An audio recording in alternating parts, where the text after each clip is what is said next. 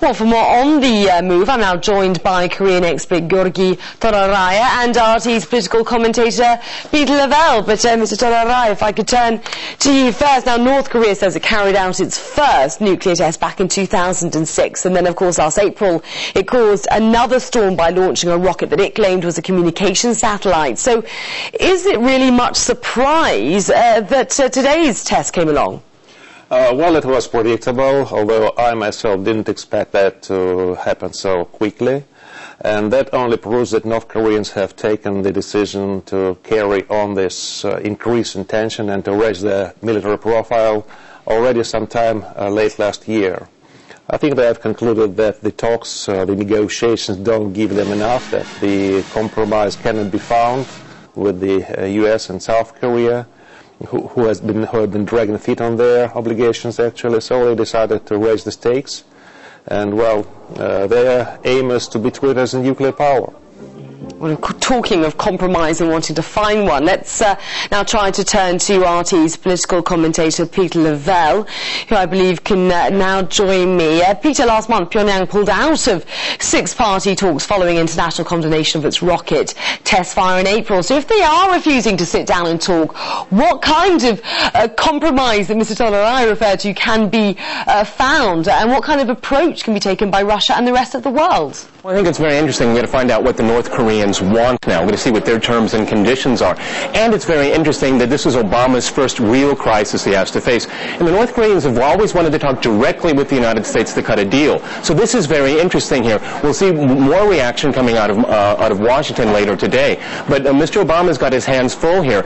As far as Russia is concerned, Russia and China are going to be incumbent upon them to probably back up a stronger sanctions. But we can see sanctions don't have much of an impact. Mr. Toraraya, if I could now turn back to you. You've just heard there, this is something that Mr. Obama is having to face, and obviously harsh words already coming out of the US in response to this. So why is Pyongyang playing hardball? What's in their interest in continuing these tests that they know will only worsen relations with the West? Yes, because, well, what Pyongyang wants is security and conditions for their survival and development. As I've said, they found out they cannot get this through the negotiations on the previous levels of tension, so they raised the level of tension.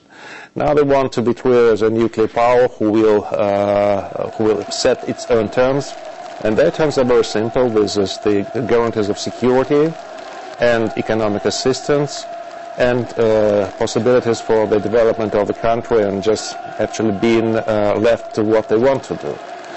I don't think that the denuclearization is on the table now. I think that North Korea, for the time being, will remain with some limited nuclear potential, and they want to set their terms as such.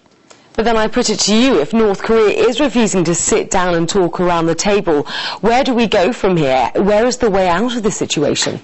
Well, I didn't say that they're refusing to talk. I think they'll talk with the United States when the dust settles, but they'll put much harsher terms on the table, including economic assistance and diplomatic relations, normalization, all kind of things. But it might not happen tomorrow, but I think that's how this crisis will be solved. Okay, Peter, final question to you then. How do you see this situation developing? Well, honestly, I think we're between a rock and a hard place here. Obama certainly doesn't want to be seen to be soft on this, and especially since his comments about non-proliferation. It's going to be very tough negotiations, but, you know, we've been through negotiations before, and they've gone nowhere. So a rock and a hard place here, but we have to worry about a growing arms race in that part of the world, and that's not very good for anyone involved.